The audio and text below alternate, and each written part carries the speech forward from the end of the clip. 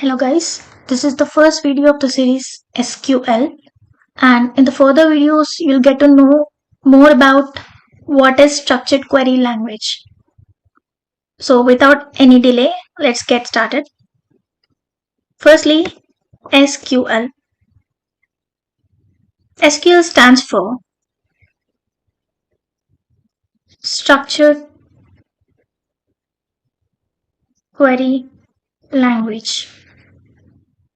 Now, as the abbreviation defines, we get to know that SQL is a sort of language, just like how we use languages like Telugu, Hindi, English to communicate with the people around us.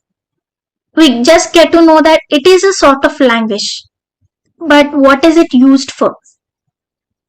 We'll be using languages like English, Hindi to communicate with the people, right?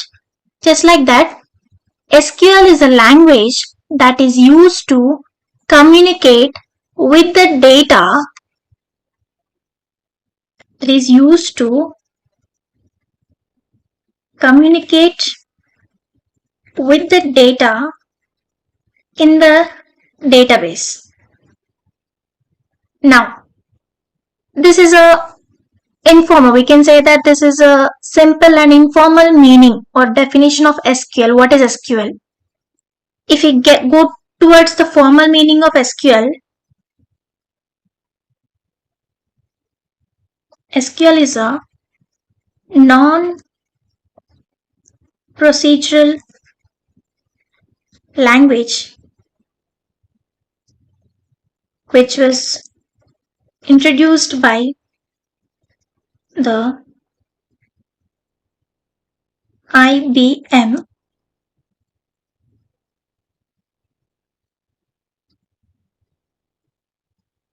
in 1970s, which is used to communicate with the database. Now, this refers to the formal definition of SQL. Now, this formal definition includes variety of terms like database, non-procedural language. Now, let's try to understand the definition word by word. Firstly, as we discussed earlier, SQL is a structured query language. SQL is a non-procedural language. What is non-procedural language? Now, if we talk about programming languages like C, C++, Java, Python, all these languages have a specified procedure, a specified structure to follow. But SQL is a language, though it's a language, it's a computer language, but there is no procedure that we need to follow for the SQL. And this language was introduced by IBM in 1970s. It is used to communicate with the database. Now, we go through the term database. What is database? Before we get to understand what is database, we need to understand the term called data. Now, in this video, we'll get to know few important terms like data firstly, next database, next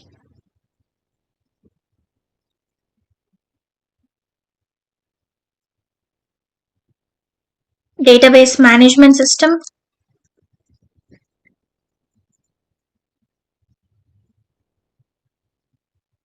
which few of us are familiar with, that is DBMS. Next, relational database management system, which also refers to as RDBMS. Now, in this video, we'll just try to understand these basic terms of SQL. The first one is data. Data. What is data? Now, today's world is completely running with the help of data. Just whatever we have to do or whatever we wish to do, we need data. With data, we can do whatever we want from anywhere in this world. So, what is data? We can say that data is referred to as raw facts. Data is referred as the raw facts which cannot be changed. This is a simple definition of what data is. Now, let's try to understand this much better. Data is referred as the raw facts which cannot be changed. What does this actually mean? What does the term raw facts refer to? And why is it explaining us, describing that the facts cannot be changed? Let's take an example. I have brought a water bottle from nearby store, and now there will be specific data about the bottle, right? If I buy something from a nearby grocery store or supermarket, there is specific data related to that particular object. Now, if you consider a water bottle that I have brought, what are the values or data that I can describe about the bottle? First thing, capacity, 1000 ml. Next thing, color, which is blue. Next, shape, which is cylindrical.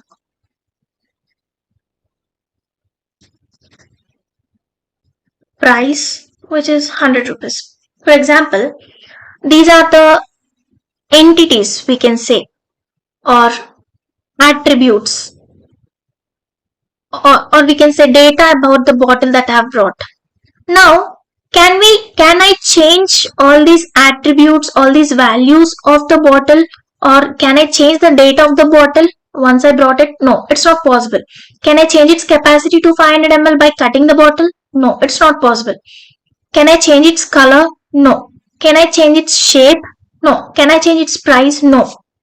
So, data is referred as the raw facts which cannot be changed. We cannot change the data. The facts that cannot be changed are known to be the data. Next, coming to the database. What is database? Now, we got to know about what the data is. Database now.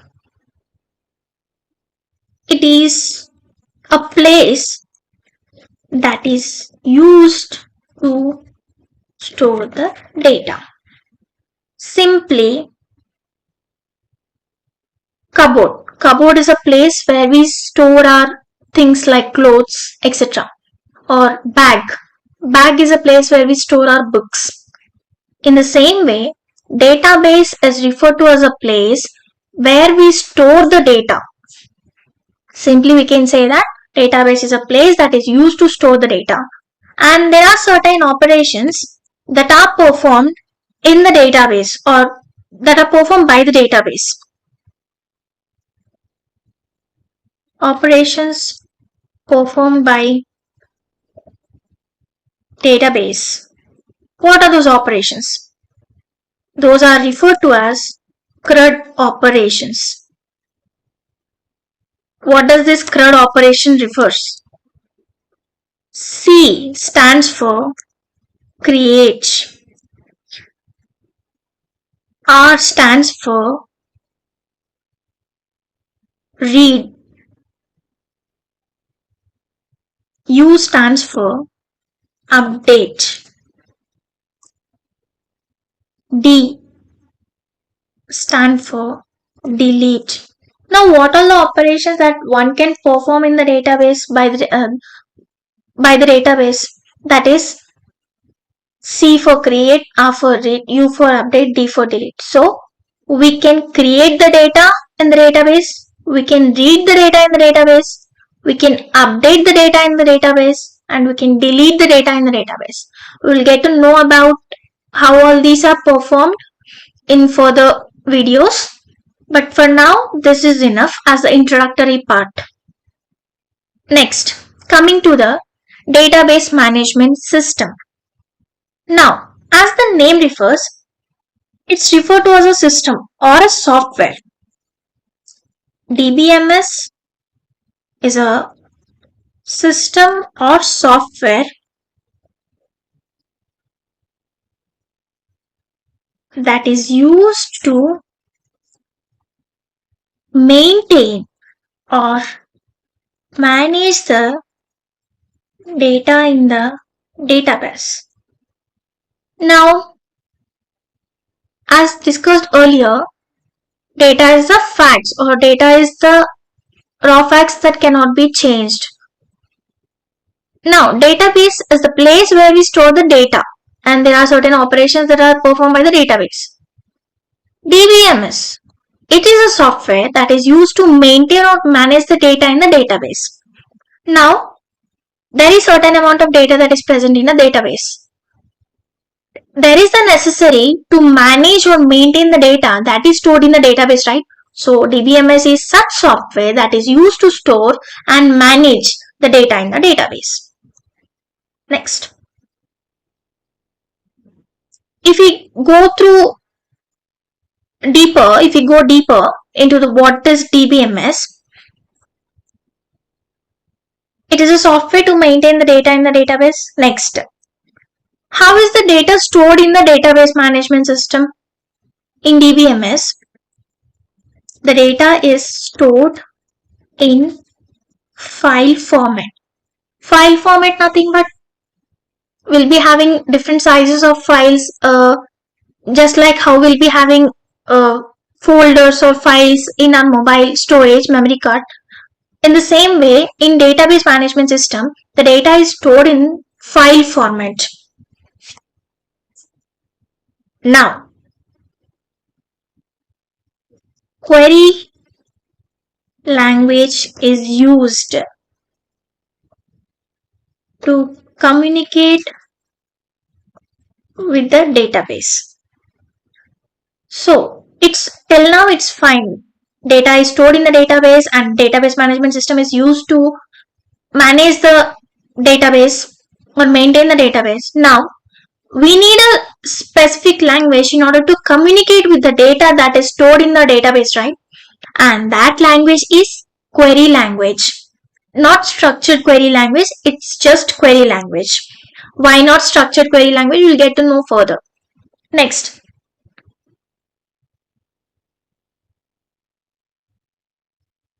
One more important point about this is the file format does not follow the alphabetical order or numerical order and doesn't undergo sorting.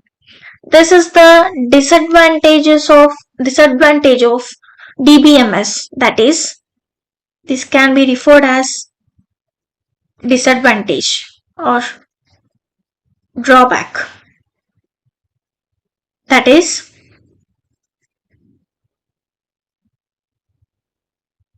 the file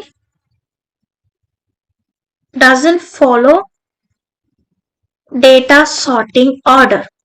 Means, what is data sorting order? Let's consider an example.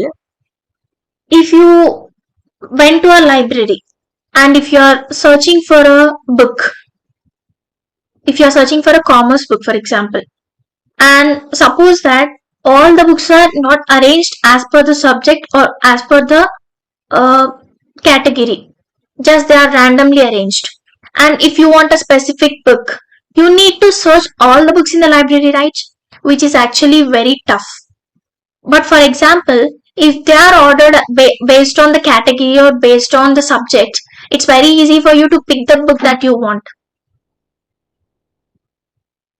In the same way, the drawback of database management is that the files in database management system doesn't follow sorting order. Means if they are neither arranged in higher file order to lower file order or lower file order to higher file order.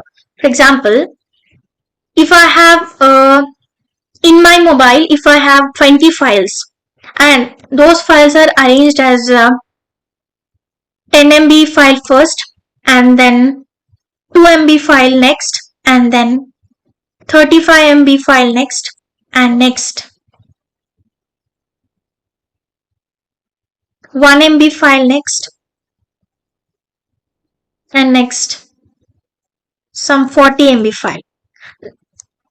Now, if I want a 35 MB file, since it's not in a sorted order, I need to search each and every file that I'm having in my storage, which is a difficult task, which leads for memory wastage and time wastage. In case if it is arranged as 1 MB, 2 MB, some 10 MB, 35 MB, and 40 MB, it's very easy for anyone to understand where the file is located and pick up the file that I wanted. So the main disadvantage is that it doesn't follow file sorting order. They are randomly arranged, which leads to wastage of memory and time. So and next, coming to the most important feature of DBMS, the two important features just are, one is security and the other one is authorization. What is security? Security is nothing but just like how we secure our mobile by using a password. So having a username and password is the indication of security. And coming to authorization, giving the user ID, username and password to trusted third party. Just like whom do we share our username and password with our family members or with our close ones whom we trust the most. So in the same way, the two important features of database management system is that one is security, because it is very important, because if you are working for a corporate company, it is very important that the data that you are working on is very safe and secure. And the second feature, authorization. Just like how important it is to make sure that the data is secure and safe, it's also important that the data should be able to be handled by the other user of the company in case if needed. For example, if you and me are working on the same project, and if for example you have arranged some username and password to the database and you were on a leave, and on that day if I wanted to work on that particular project and I doesn't have the details of username and password of the that you have set for the database, is it possible for me to work on the database? No, it's not possible. So it's very important to secure the database management system and also make it authorized. And the limitations as discussed earlier, the first thing is the file doesn't follow data sorting order, and which obviously leads to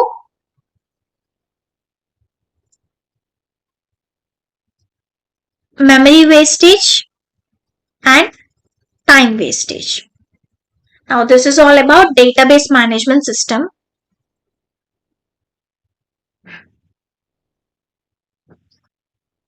This is all about database management system.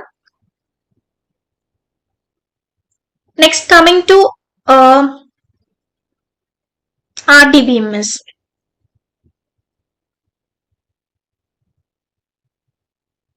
We have discussed about database management system.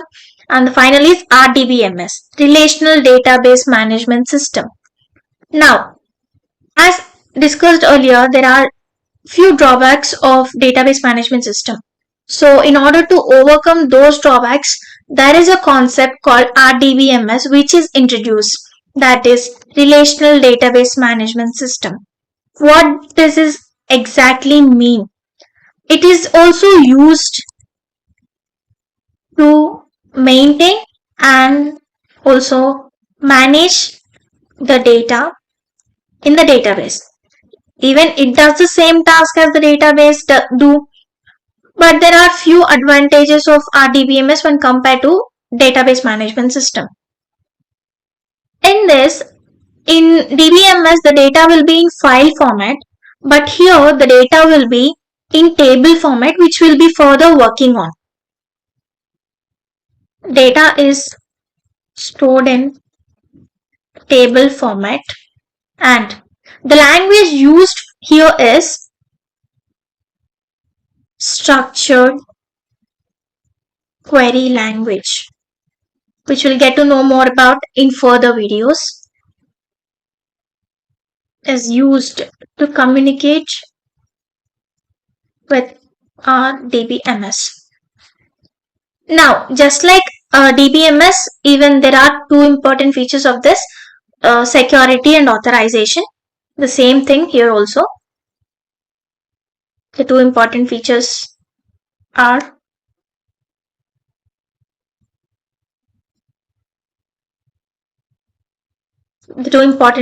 this. Now, since the data here is in table format, it would be very easy for the user to understand and to work on it. So it's just like we can understand the data much more easier in RDBMS when compared to the database management system. And coming to what is relational? What is relational data, or how the database management system is converted to as RDBMS? We'll get to know all those in the next video, and thank you.